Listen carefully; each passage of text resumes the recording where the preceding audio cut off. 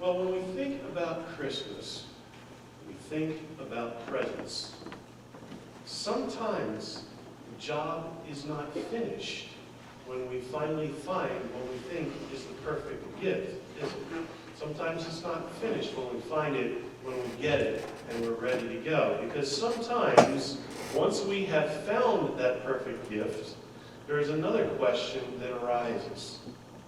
How am I going to give this thing? What am I going to do? How do you wrap up a puppy?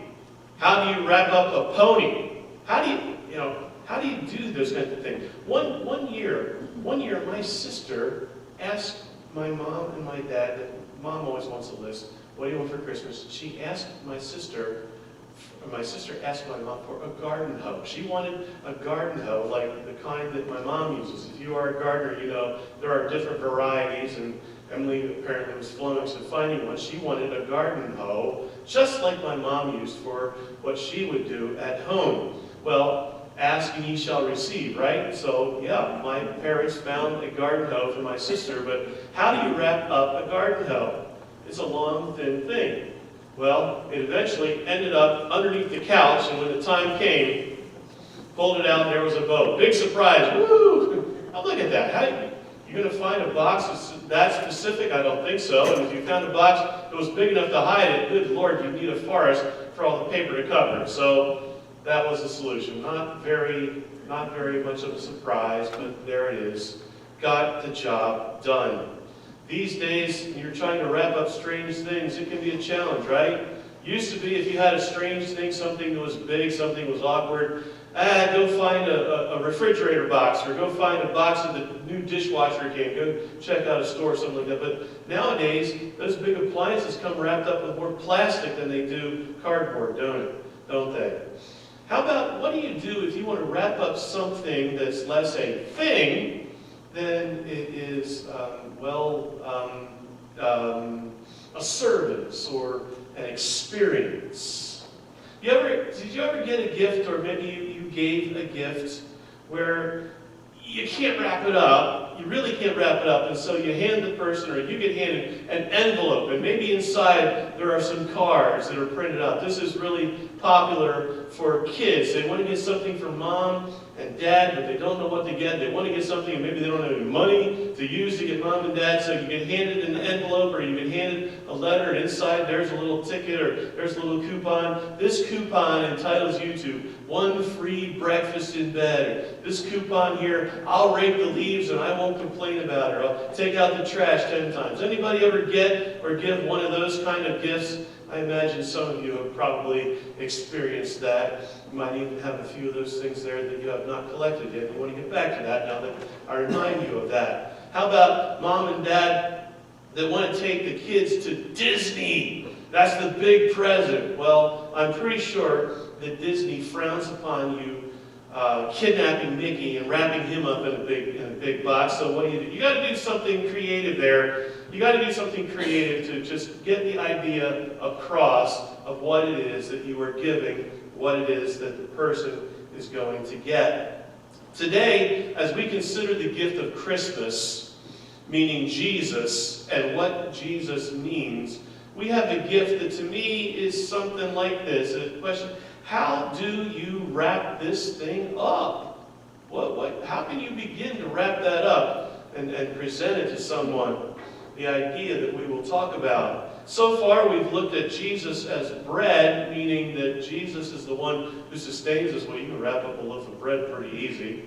We've talked about Jesus as the light. I guess you could wrap up a flashlight, right, or a candle. That's pretty compact. We've talked about how Jesus is the gate, meaning he is the way by which we come to God, the means by which we come to God. He symbolizes security and protection for us. It would be a big present, but you could wrap up a gate if you want to do that. But today we have another idea that's a little more difficult to even wrap up if you wanted to try to do that. Today we are looking at John chapter 10, verse 11. And in John chapter 10, verse 11, we hear Jesus say these words: I am the good shepherd.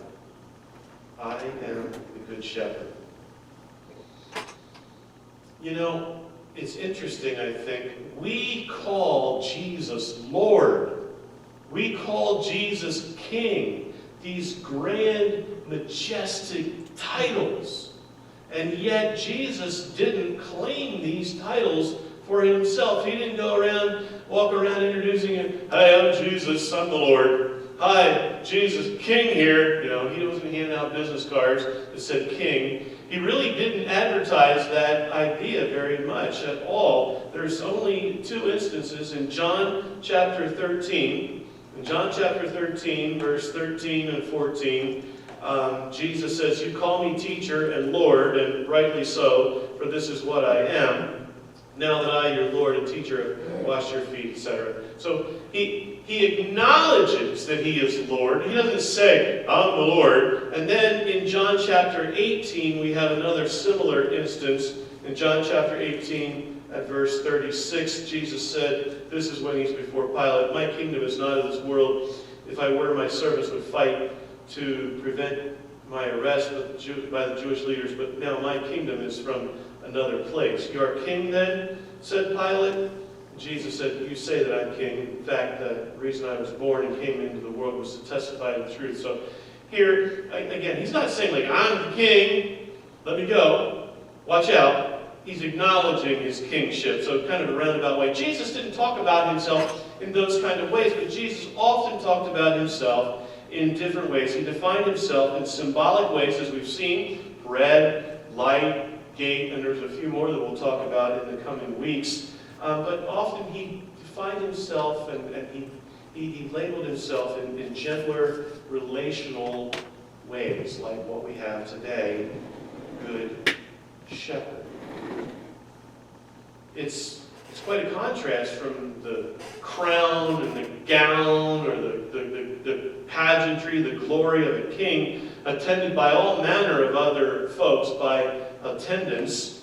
It's a contrast between that and the grimy, smelly outcast that a shepherd was. That's shepherds. Grimy and dirty and smelly. If they came into the shop where you are, you're moving to the other side, or you're trying to get out the door. They were not part of normal, polite society, shall we say.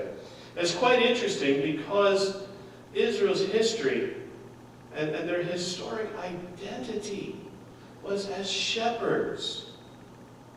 Abraham, the father of the nation, he was a shepherd. His son Isaac was a shepherd. His son Jacob was a shepherd. The whole family was shepherds. That was the family business. When they went down to Egypt there because they were looking for food, they went down with all their herds and their flocks, and they got there and things were set up for them. So Pharaoh said, "Hey, guess what? I have a job for you. How about you take care of all of my sheep and all of my herds?" They were shepherds. They took care of animals. They served as the shepherds. They served as the herdsmen for Pharaoh, for the kings in Egypt, until somebody got the bright idea, "Oh, we're scared. Let's make them make bricks there," and change their job description. But when they left Egypt, after 400 years, when they left Egypt, they left with all their flocks, with all their herds, and they wandered around until God settled them down into their promised land. It took them a little while to get things organized, but eventually they decided to have themselves a kingdom. We're going to get organized here. Who was their second, but maybe most famous and greatest king that kicks things off in a big way? It was David. Was David a mighty warrior? Well, he sort of became one, but was that the way that he was born? Was that how he was trained and raised up? No. David was a shepherd. Shepherding was in the DNA of these people that Jesus is speaking to. Now, from David to Jesus is, hundreds and hundreds and hundreds and hundreds of years, but still, shepherding is in the DNA of these people. Still, by Jesus' time, many sought to put shepherding out of sight and out of mind. They were the outcasts. They were dirty. They were smelly. They were unclean. You didn't want to have anything to do with them. Yes, we like to eat lamb, we like our mutton, etc., but let somebody else do the dirty work and just give us the finished process. is kind of the way that they treated things. Jesus, though, Jesus looks at the identity of shepherd here. He looks at this reality of shepherding, and he doesn't push it off. He doesn't try to ignore it or walk away from it. Jesus embraces it. He takes the thing that many of them look down on with disdain, and he embraces it. Why does he do this? What is it that Jesus means by it when he says, I am the good shepherd? Well, let's turn in our Bibles to John chapter 10, where we find this statement today. John chapter 10. First of all, in John chapter 10, verse 11, we were reading here, as I said, I am the good shepherd. Let's continue on. The good shepherd lays down his life for his sheep. The hired hand is not the shepherd and does not own the sheep. So when he sees the wolf coming, he abandons the sheep and runs away. Then the wolf attacks the flock and scatters it. The man runs away because he is a hired hand and cares nothing for the sheep. The image that we have here of Jesus as the shepherd, then, is an image of care. Jesus is a protector for those who are his sheep. He is a protector. He will put himself on the line to the point of death to protect those who are his. You know, it's one thing there when somebody sees somebody in trouble and stands up to the bully. You shouldn't do that. But then the bully menaces, and they back down. No. Jesus does not back down from the threats that threaten the sheep. Jesus is the ultimate protector. He will put his life on the line. He will give his life for the life of his sheep. It is quite a powerful image of care, of protection. Jesus will defend to the death those who are his. Verse 14 and 15, if you continue, helps us to understand why. Verse 14 begins, I am the good shepherd. He says it again. I know my sheep, and my sheep know me. Just as the Father knows me, and I know the Father, and I lay down my life for the sheep.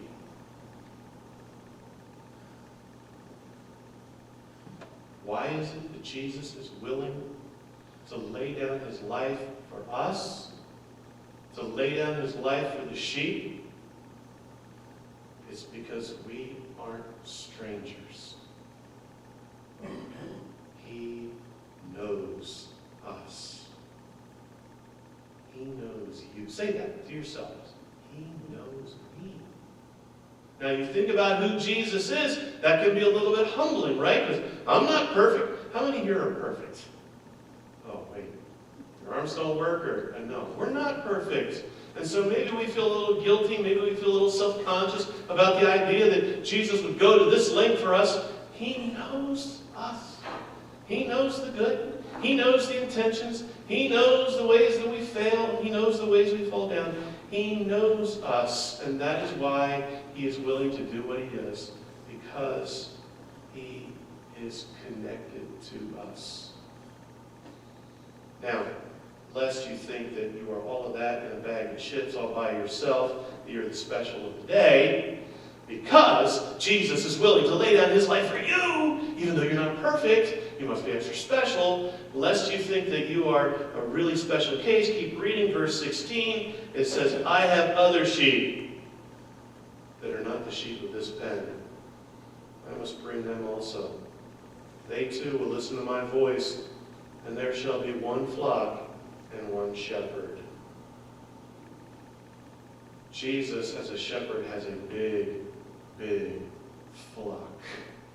You know, I was thinking about this here, and I'm picturing at home any given time if Bonnie's not busy, even if she is busy. She's usually got 3 little critters following her around, 3 little dogs following her around.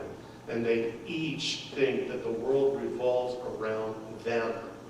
Guess what? Bonnie gives them all pets. So when they sit down on the couch, they all come and they all jump on, they all snuggle together, and it's quite a little furry, fuzzy, wiggling, squirming little pile. Each of them, do you get what I'm saying here? Each of them thinks they are it. They think there's no one else, and they will struggle, and they don't have elbows, but you can just see them they're jostling around to get the prime spot. And that might be the way that we think that we have to be with Jesus to get his attention, to get close, to be close. But Jesus, he's got enough for all, and he really needs to have all people be part of his flock. You are special, but you are not the only one. Jesus, as a shepherd, has a big flock, and he cares for all. Finally, verse 17 to 18 makes it clear that this is his choice.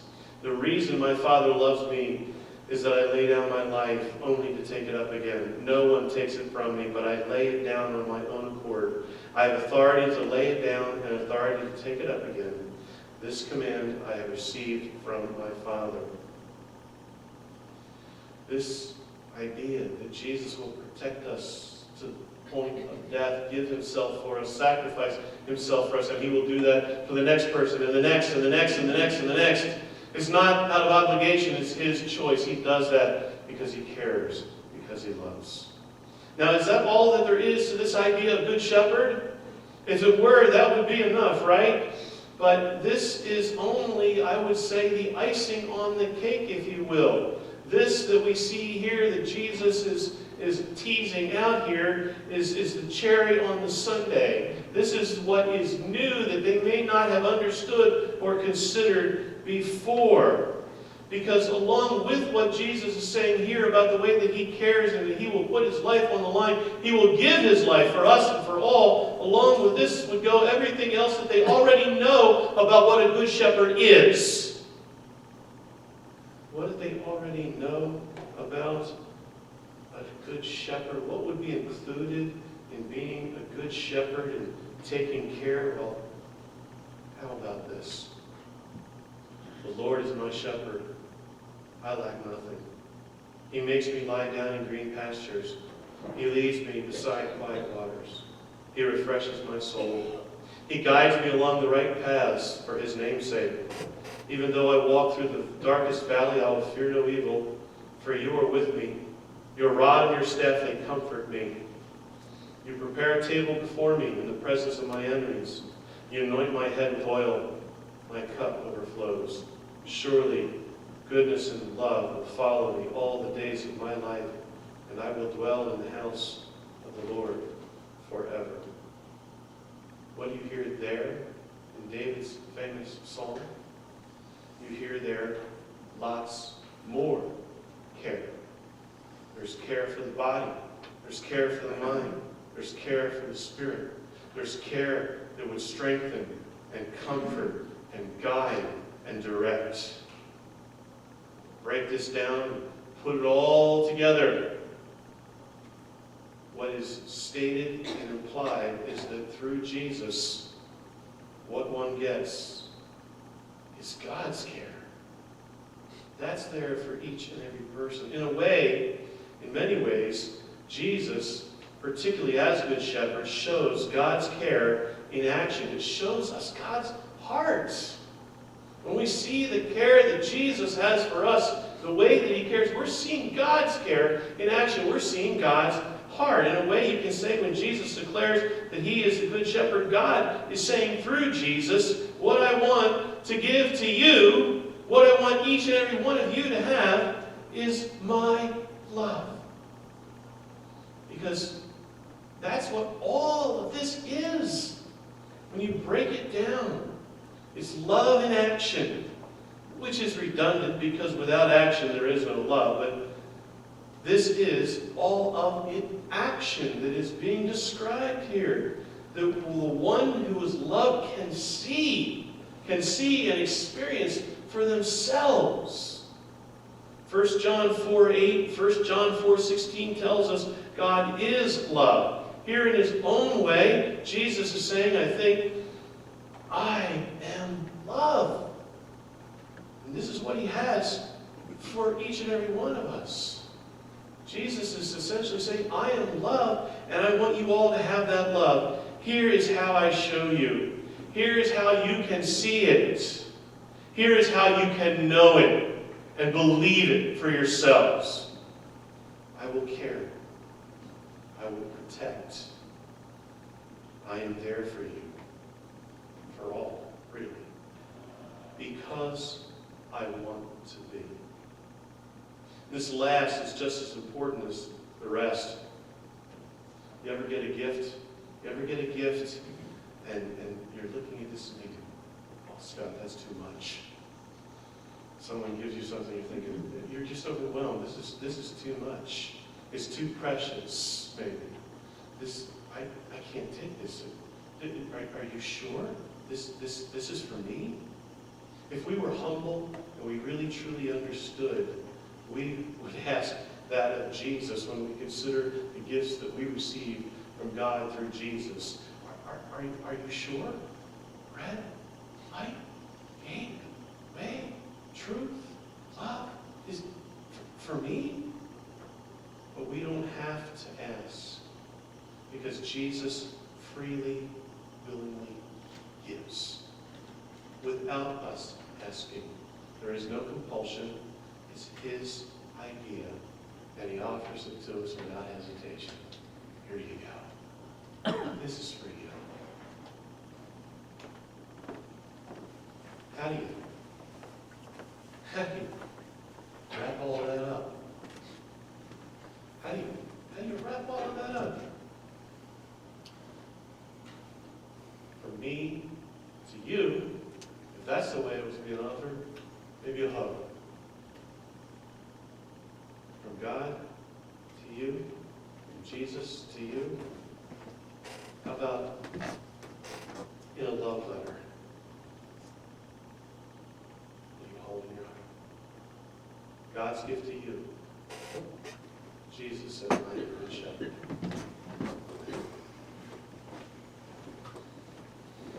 Brothers and sisters, would you join me in offering one final act of praise today as we get ready